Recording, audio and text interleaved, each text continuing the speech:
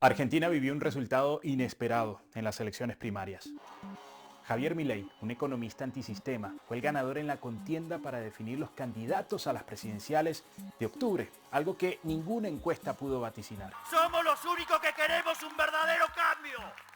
Porque recuerden, digamos, una Argentina distinta es imposible con los mismos de siempre, con los mismos que han fracasado siempre. Su partido, La Libertad Avanza, obtuvo el 30% de los votos, superando a la derecha tradicional que obtuvo 28% y a la coalición peronista kirchnerista del oficialismo que quedó tercera con 27%. ¿Quién es Javier Milei? ¿Qué propone y qué dicen sus críticos sobre sus polémicos planteamientos?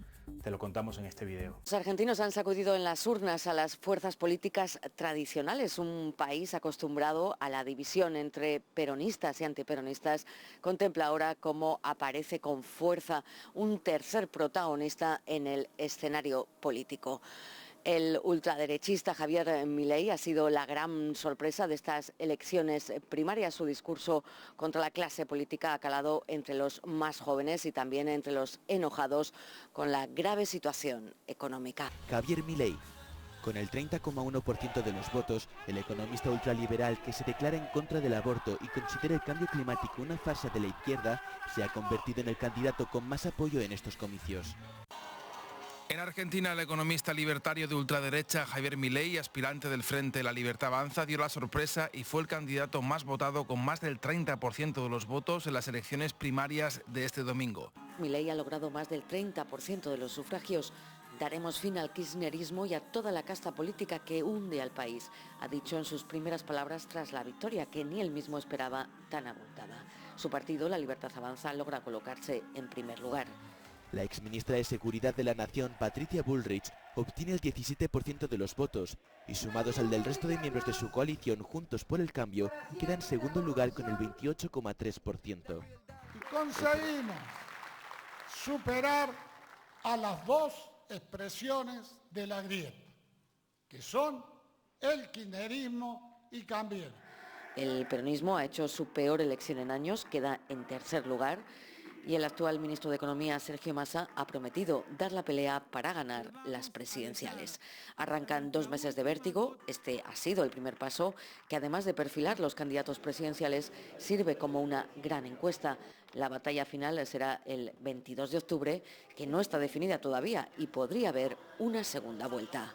Su propuesta más conocida es la de dolarizar a la economía, poniendo fin al devaluado peso argentino. Con este discurso canalizó el descontento ciudadano, especialmente el de los jóvenes. Este grupo es el más golpeado por la crisis de Argentina, que sufre una de las inflaciones más altas del mundo desde hace más de una década. Actualmente es de 115% anual, la tercera más alta en todo el mundo.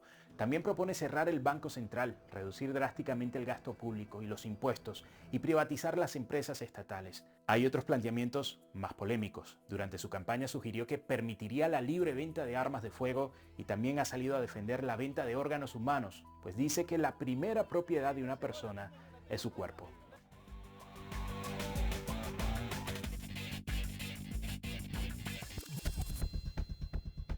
Abierta. Un interesante trabajo de la producción que en ese inicio del programa nos muestra, pues ya habíamos visto los análisis acá en Córdoba, en los medios cordobeses, en los medios porteños también, y bueno, hizo un raconto por los medios internacionales. A ver cómo veían el resultado de, recordemos, las primarias abiertas, simultáneas y obligatorias. Se eligieron los candidatos, pero en este lugar, bueno, una primaria es mucho más que una primaria, es otra cosa. Y es lo que vamos a intentar analizar hoy con ese resultado que muchos no vieron venir. Por este lado le tenemos a Daniela Picón, es politóloga, es de la consultora Explanans, y a Norman Berra, periodista y consultor también. ¿Cómo les va? ¿Cómo andan? Buenas noches. Buenas noches. ¿Todo bien? Una frasecita nomás antes que pase. ¿Sorprendidos? ¿Se lo esperaban? Lo esperábamos, lo estábamos viendo por lo menos en Córdoba, en los números, en los últimos sondeos, casi ya pegados a la veda, que Milei había recobrado fuerza. ¿Norman? Lo mismo en Córdoba, y a nivel nacional es cierto que le costó mucho las encuestas anticipar resultados, pero rastreando archivos, ya hicimos una nota hace 24 años sobre eso, encontramos uno del CELAC que le había dado 29 a Milei, se le acertó casi exacto, 27 al Unión por la Patria, que en ese momento era Frente de Todos, y 25 a Juntos por el Cambio. O sea que había se ve que en ese momento captaron una ola que se pareció a lo que sucedió en esta semana, pero sí es cierto que a la generalidad le costó mucho pronosticar eso. Quédense ahí porque ya les pido que me desarrollen el título, a ver qué hay abajo de ese, ¿lo esperábamos o no lo esperábamos? Por este lado lo tenemos a Juan Manuel González, Alfredo Flore y Nicolás Fassi, periodistas de los SRT de La Casa y de La Voz. ¿Cómo les va, muchachos? ¿Cómo andan? ¿Qué tal? Buenas noches. ¿Cómo están? ¿Y ustedes? ¿Lo esperaban o no? ¿Cómo lo analizaron? A ver, no con el diario del lunes, con el del sábado. Los 3/3, quizás el orden por ahí, que alteró. ¿Sí? El orden de los factores alteró el producto. Totalmente, ¿no? Se esperaba quizás Juntos por el Cambio primero, Unión por la Patria segundo, Milei tercero. Los 3/3 estaban, el tema es el orden y el impacto. Sí, coincido, lo mismo. O sea, probablemente 3/3 con alguna diferencia mayor. Yo no esperaba tanto de Milei, sinceramente. Y sí, probablemente un poco más de Massa. Pero bueno, con el contexto económico con el que se votó, tampoco había que alentar mucha expectativa respecto al voto de Massa. Sí me llamó la atención la baja performance de Larreta, ¿no? Respecto de Bullrich. Y el voto de Larreta es más proclive a acompañar a Bullrich o a Milei o eventualmente a Massa. Ahí toda una incógnita. Ahí habrá toda una incógnita, sí, no es matemática. ¿Juan? Bueno, creo que poco importa si lo vimos o no lo vimos venir. Evidentemente hay una mala praxis generalizada en consultores, en periodistas, en analistas políticos, que no interpretamos correctamente lo que está pasando en la sociedad. ¿Qué es lo que no interpretamos, Juan, para vos? La frustración, no analizamos creo que correctamente lo que está pasando en los sectores muy bajos de la sociedad, el daño que hizo la cuestión educativa, se están votando cuestiones que no se entienden. Muchos de los votantes aparecieron en varios focus group y no saben muy bien de qué se habla cuando se habla de dolarización o hacen cuentas muy simples. Y también el otro extremo de las pirámides, donde obviamente están buscando algún tipo de negocio que el resto de la sociedad no está viendo o que una porción de la sociedad no está viendo. Se están poniendo en crisis todo un sistema político que cumple 40 años. Se están poniendo en crisis un montón de valores y seguramente vamos a tener que reflexionar mucho respecto del país que va a asomar el 10 de diciembre. Tenemos un par de meses ahora hasta las elecciones generales desde el 22 de octubre. De acá en adelante, ¿qué panorama se abre? ¿Nico? Es una buena pregunta, lo leíamos ahí en redes mucho, quizás en estas 36 horas, un poquito más, 48, sobre análisis de la situación y mucho a dónde irán los votos de. Me parece que esa es una de las cuestiones, observar Buenos Aires, pero como bien decía Juan Manuel, interpretar a fuerza de cachetazo, porque esto fue un cachetazo, interpretar qué es lo que sucedió o qué viene sucediendo en los lugares donde la pobreza es estructural, hablando mal y pronto. Son generaciones que votaron hoy, adolescentes, jóvenes o gente de 25 años que siguen siendo jóvenes, que hace 20 años que ven pasar el colectivo y no frena, o frena una vez cada tanto. Ahora, yo se lo pregunto a los consultores que quizá tienen el dato que han visto en esos focus group, en esas encuestas cualitativas, pero digo, atraviesa todos los sectores sociales, todas las franjas etarias, el voto, estamos puntualizando, si recién te prendes para Redacción Abierta, estamos puntualizando qué fue, digamos, lo que hizo al triunfo de Milei, ese 30% de la población argentina. Y a mí me llama la atención que no lo tenés en un solo distrito, ves cómo se pinta el mapa de la Argentina y te lo tenés ganando en 15 distritos, en todas las franjas etarias, en todas las franjas socioeconómicas. A mí me parece que debería interpelar este resultado a la clase política tradicional, las fuerzas tradicionales que, digamos, quedaron en segundo y tercer lugar, porque más allá de lo que plantee Milei, de determinadas posturas que suenan extremas y hasta impracticables y que dependen de demasiadas variables para llevarlas adelante, lo que está claro es que quienes votaron a Milei, probablemente la gran mayoría no sabe exactamente cómo se van a llevar adelante, pero sí saben que quienes fueron gobierno, tanto Juntos por el Cambio como el kirchnerismo, no supieron resolver determinadas demandas básicas de la sociedad. Entonces, me parece que en ese sentido es decir, che, a ver, vamos a votar por alguien disruptivo, que yo no sé si él nos va a resolver la cuestión, pero por lo menos que la clase política debería considerar que es una interpelación a una situación respecto de una falta de definiciones, de resoluciones de cuestiones básicas. Más que el currículum se está viendo el certificado de antecedentes y Milei no tiene antecedentes gobernando. Está bien, pero vos decís, le pregunto, lo sumo, Norman, Daniela, la disrupción o el descontento solían salir por otros lados, porque salen en una opción que se reivindica de derecha, que dice, digamos, como dice Alfredo, algunas cuestiones o explica algunas cuestiones impracticables que va a realizar, pero es como que hace un shock y sale por ese lado, el descontento. ¿Cómo lo ves vos? Apuntaría un matiz respecto a lo que dijeron. No voy a hablar a nivel nacional, porque no hicimos Boca Urna nacional, pero en el Boca Urna de Córdoba el voto de Milei no es transversal por edad. Está muy focalizado en los menores de 30 años. En los menores, sí, se si ve vos claro. Mirá el mapa nacional, vos decís, sí, por distrito es transversal por el mayoría de los distritos, pero por edad no, por lo menos en Córdoba. Bien. Me parece que ahí hay un dato fuerte. En los otros segmentos ya suben Burri, suben Massa, suben Larreta, digamos. Ya están más disputados e incluso ganan los otros y pierden Milei, por decirlo así.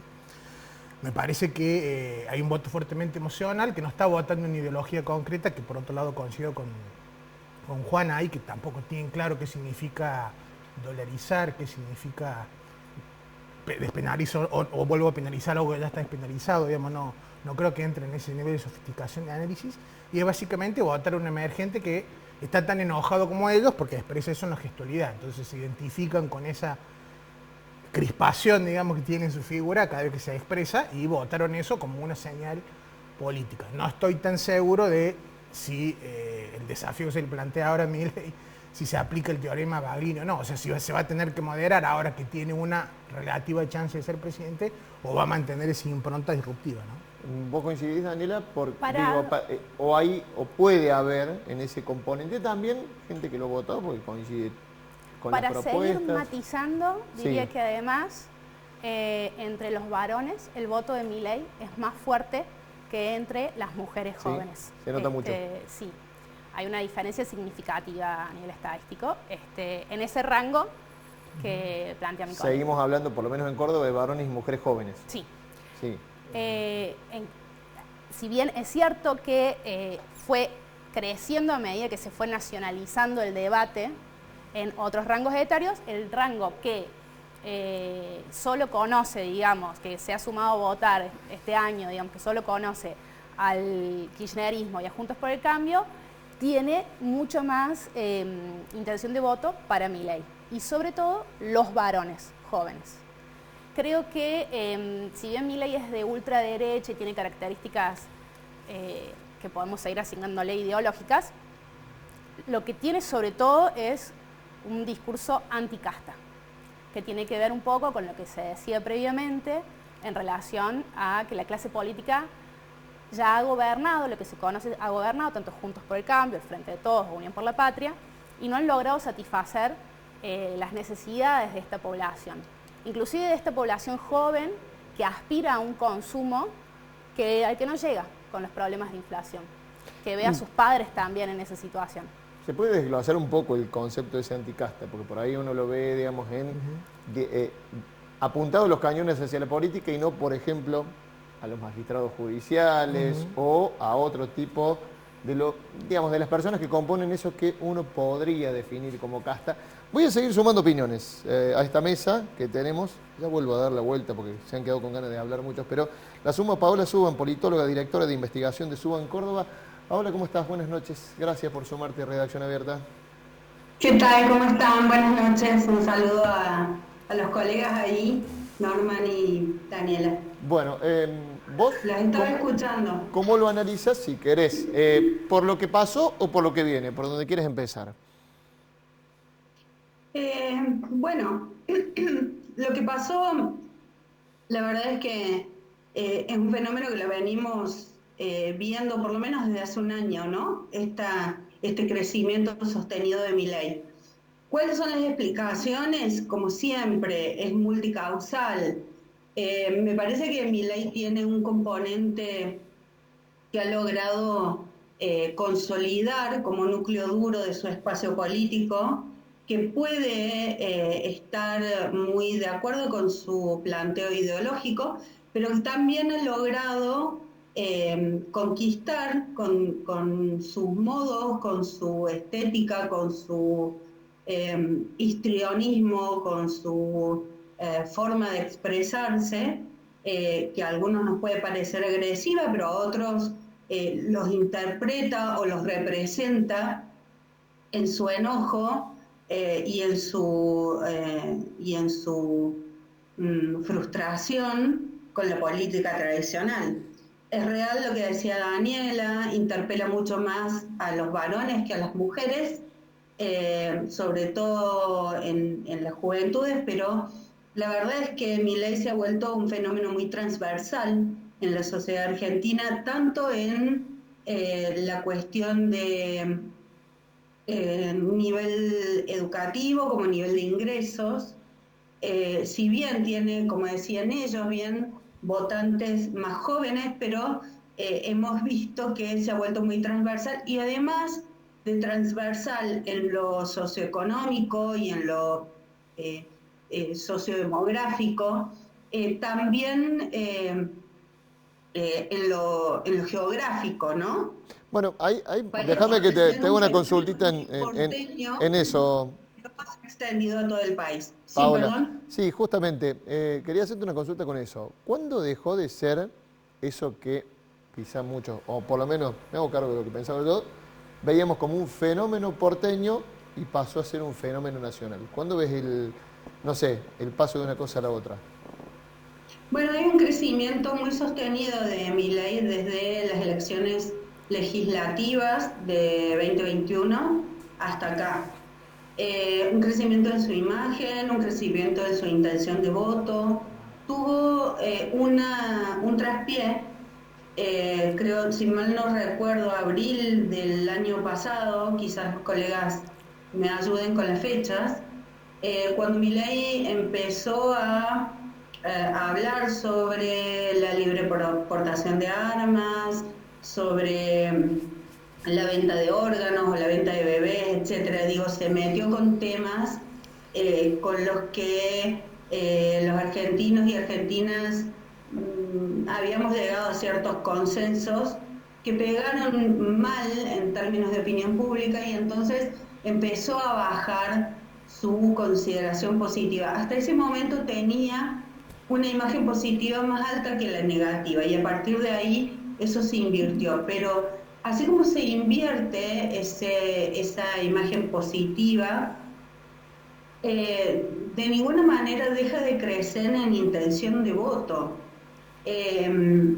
Vuelve a hablar de temas solamente económicos y entonces recupera un poco en su imagen. Hoy, la verdad, perdón, es que Milei le corresponde a las generales de la ley. No hay político en la Argentina que tenga más imagen positiva que negativa, y esto se aplica a Milei también.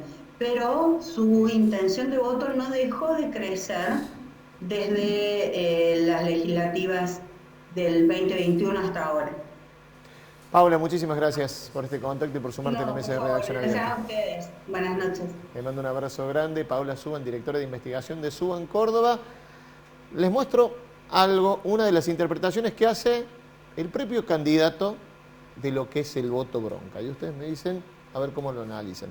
El mismo Milei, analizando y diciendo, esto no es voto bronca. ¿Por dónde sale? A ver. ¿Ganó ayer producto del voto bronca? A mí me parece que eso es menospreciar a la gente. Me parece que es menospreciar a las personas que se están manifestando de una manera. Porque, ¿cómo lo vería yo, digamos, desde el punto de vista de un economista, ¿no? Es decir, uno tiene un modelo y con ese modelo trata de explicar la realidad. Entonces, el voto bronca, ¿qué vendría a ser? Como un error del modelo. Ahora, el error del modelo no pasa el 5%. Ahora, si estamos hablando de 30% o un poco más, estamos hablando de 7 millones de personas que dicen eso. Mi lectura es la siguiente. Es cierto que la gente está enojada. Eso es cierto, eso es fáctico. Claro. A ver, Eduardo, si nosotros entramos al siglo XX siendo el país más rico del mundo, hoy estamos 140. Tenemos 45% de pobres, tenemos 10% de indigentes. Hace más de 10 años que la economía no crece, por lo que en términos per cápita se viene destruyendo. Además, es imposible conseguir un trabajo formal. Bueno, tenemos condiciones reales como para estar enojados, o sea, es claro. Ahora, el punto es cómo se canaliza ese enojo. Es decir, porque la verdad el voto quiero romper todo, digamos, si no me importa nada y la pudro, es ir y votar a la izquierda. Y eso no es lo que está pasando. La interpretación del propio candidato, que dice, lo mío no es voto bronca, pero hay bronca, y por eso me votan. ¿O no? Digamos. ¿Juan? Yo hablaría bien de mí también, ¿no? O sea, la verdad que todos los análisis indican que es el voto bronca. Me parece que ya sobreanalizar esto, como decía Nico, creo, no tiene mucho sentido. Creo que empezó un nuevo partido. Creo que las voces de las mujeres, particularmente de las mujeres jóvenes, va a ser muy importante en lo que viene. Creo que hoy mucho más importante que cualquier cosa que podamos decir nosotros es lo que puede decir Lali o Pampita. Creo que van a ser voces potentes, haciendo muchas salvedades quizás respecto de la situación, pero no de la voz que tuvieron las mujeres en el 83 al adoptar la agenda que propuso Alfonsín de preservar a los hijos. Creo que las mujeres... Y acá decís van a poner, digamos, un límite. Creo que las mujeres van, no sé si lo van a poner. Digo, por esas dos personas que nombraste, digamos, es como que se expresaron en contra. Veo que ahí hubo mucha reacción, que incluso en contra. Claro. Muchos jóvenes que habían votado a Milei, bueno, pueden sentirse interpelados porque dos mujeres, particularmente Lali, en el caso de las más jóvenes, les diga, che, esto no es lo que yo estoy... vienen por nuestros derechos, o en el caso de Pampita, no es el país que yo quiero para mis hijos, un país que incluye muchas cosas. El país que está proponiendo Milei, digo, ¿no? Claro. Que propone que no haya educación pública, que propone que no haya salud, un sistema de salud como el que tiene Argentina, casi universal, que cuestiona una obra social como el PAMI, sin que eso quiere decir que está funcionando bien. Está claro que está funcionando mal. Está claro que la política el fracaso de la política creó su propio monstruo. Está claro que más que un outsider es un producto del fracaso de la propia política, Milei. Totalmente. Dicho esto, digo también, bueno, lo que se viene ahora, me parece que van a entrar a jugar otros actores en la campaña, con el enorme riesgo de que Juntos por el Cambio no le encuentre la vuelta a la campaña. Para mí, no sé si coinciden los colegas, el partido del peronismo en esta elección está terminado, no tiene dónde sacar muchas votos, chances, decís vos. no tiene dónde sacar de votos, rascar votos. Claro. Y una situación económica que no acompaña para nada. Y cada punto de inflación, cada devaluación, cada aumento del dólar blue es un voto que va para Milei, y hay que ver si Juntos por el Cambio le encuentra la vuelta a una campaña. Hasta ahora no parece encontrarla, para ir a buscar esos votos. Nico. Coincidiendo con lo que decía Juan respecto de qué jugadores van a entrar a la cancha. Me gustaría ver el rol de gobernadores y de gobernadoras ausentes en esta previa, la Liga de Gobernadores del Norte. Massa lo dijo en el propio discurso, hay que convocar a radicales, hay que convocar a otros. Al mismo Schiaretti se le hizo sentarse sobre la mesa y decir, bueno, a ver, ¿qué está en juego? Más allá de derechos, más allá está en juego, y esto es una opinión personal, la fortaleza, no sé si tanto como en 2001, pero la fortaleza del sistema democrático argentino. En estos términos como los está planteando Javier Milei. Indudablemente que hay... El tema es si eso importa a la hora de votar. También, no, digamos, ¿no? Eso es un punto a tener en cuenta. Es voto bronca, Milei lo maquilla como sus hijos de cuatro patas, pero ladra y mueve la cola, y esto es voto bronca. Rescato sí que se haya canalizado por vía democrática. Se expresó en las urnas. En otras instancias era el voto bronca, y ahora es a Milei y el voto en blanco, aunque no fue tanto, pero hubo una abstención también. Eso también es para observar.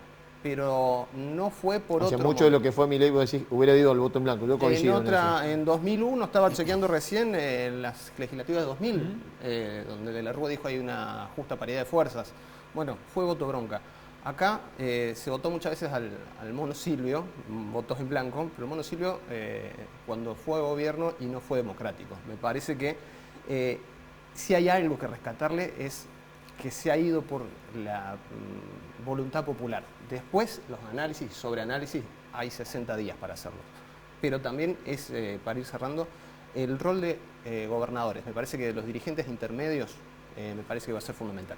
Te pido un análisis sobre lo que se plantea como plan económico, Alfredo, porque estaba hablando Milei de, sobrecumplir, por ejemplo, las metas del FMI en caso de tener una posibilidad de gobierno, y eso ya de la pauta de lo que sería un brutal ajuste, pero incluso sigue cosechando adhesiones después de decir eso, ¿no?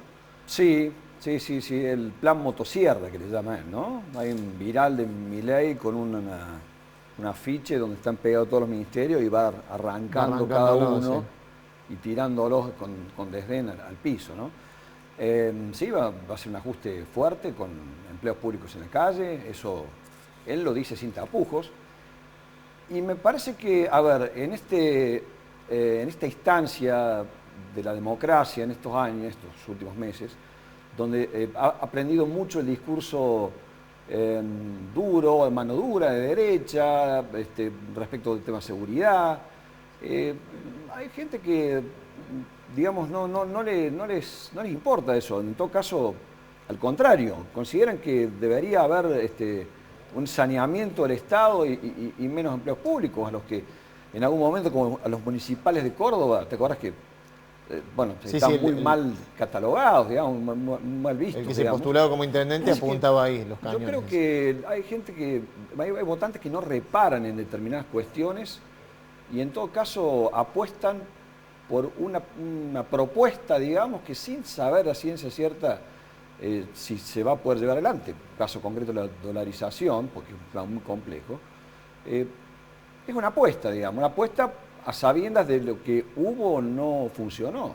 Me parece que es más una apuesta futura y en ese aspecto Milei, digamos, es bastante claro en ese sentido, digamos. Son todas propuestas concretas, digamos, que se puedan concretar o no, no lo sé, pero son definiciones concretas. Después, ¿cómo las va a llevar adelante? No lo sé. Es más, es probable que ocurra esto que decía Norman del teorema de Baglini, de que ya con el traje de candidato comience a moderar su discurso en algunos aspectos, tratando de juntar algún voto de otros sectores, ¿no? Él apuesta a ganar en primera vuelta. Claro, ya viéndose más cerca de lo que se llama, viéndose más cerca del poder o de la posibilidad de ganar, uno empieza a moderar el discurso.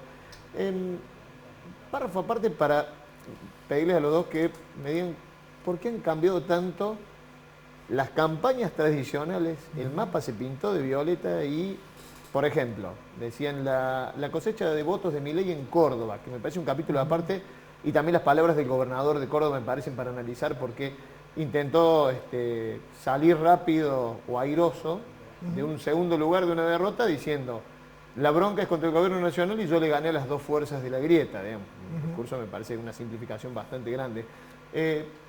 ¿Cómo hace para alguien bajar 40 minutos, por ejemplo, una campaña personal que duró 40 minutos aquí en Córdoba y que cosechó más del 30% de los votos? Creo que igual hay algo ahí que tiene que ver con este discurso antiestado, o de reducción al mínimo del Estado.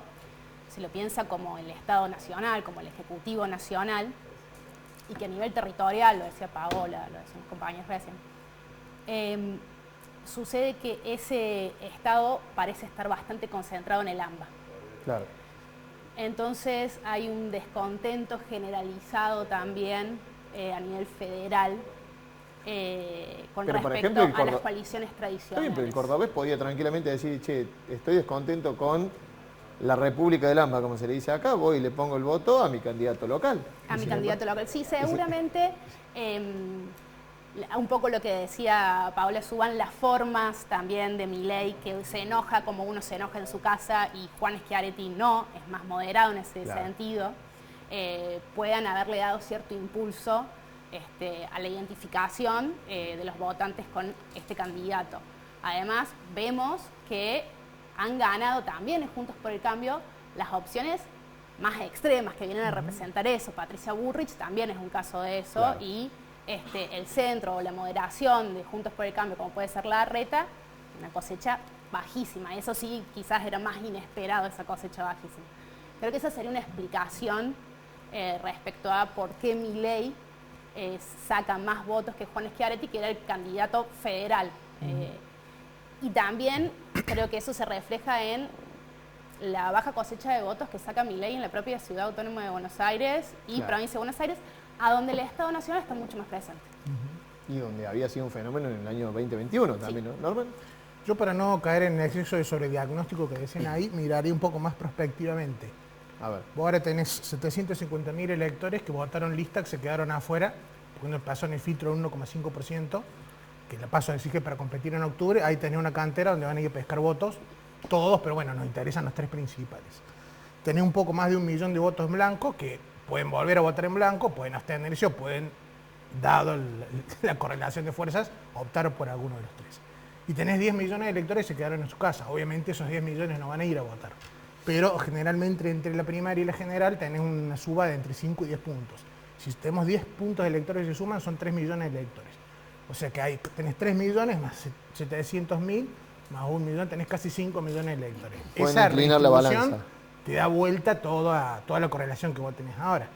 ¿Por qué? Porque más que los préstamos de votos, es cierto que la hipótesis dice que Bullrich podría perder votos por derecha y por centro, a manos de Massa y de Milei por un lado. Es cierto que Massa tiene dos desafíos: retener los votos de Grabois frente a una gestión económica muy complicada, y Milei tiene este desafío que dijimos, ahora ya sacó un 30, ya es la primera minoría, ¿va a seguir siendo loquito o se va a moderar? Ahí va a haber seguramente algunas transferencias, pero más importante que esas transferencias es quién interpela mejor a esos 5 millones de electores que se quedaron sin candidato, votaron en blanco y ahora tienen una oferta reducida. Tuvimos 27 listas, ahora ya la lista se acotó 5, es más fácil ir a la góndola y votar a favor de o en contra de, que también puede ser. Y seguramente la participación va a crecer. Mira, el sociólogo Daniel Feierstein, un tipo que viene estudiando hace mucho tiempo los fenómenos de la derecha, sobre todo aquí en la Argentina, pero con una perspectiva internacionalista, habla de un cambio cultural. Y ustedes decían ir a buscar votos. Él decía, en las semanas que quedan, eso que no se vio y que iba por abajo, no se resuelve. Pero también dice, gane quien gane, estamos ante un cambio cultural y eso es mucho más complicado. Mira. Y yo diría, no es solo Milei. Hay todo un conjunto de gente que se ha propuesto dar una batalla cultural en la cual lo que nos muestra el resultado electoral es que es una batalla electoral en la que están triunfando, digamos, ¿no? Y que esa batalla cultural implica montones de elementos que creo que nos obligan a empezar a pensar. Por no atender a esta batalla cultural y al mediano largo plazo, mi percepción es que estamos como estamos y que el escenario que se viene, sea cual sea, es malo. Porque uno diría, bueno, hay un escenario que es esta propuesta de manipulación del odio logra el acceso a la presidencia. Ese es un escenario. Pero el otro escenario, que sería no logra el acceso a la presidencia y entonces hay una reacción social por la cual se llega a un balotaje en el cual Milei pierde, digamos que es un escenario bastante posible. Eso no implica que no hay una transformación, o sea, que no hay, porque yo te diría, hay un 30 más un 17 que es Bullrich. ¿Coincidís con ese diagnóstico? Sí, coincido, hay desplazamiento en el sistema de creencias. Creo que uno de los aciertos de Milei fue correr el espectro de lo decible. Había cosas que parecía que no se podían decir, y de 2021 hasta acá ahora sí se pueden decir, e incluso parece que tienen taquilla de decirlas.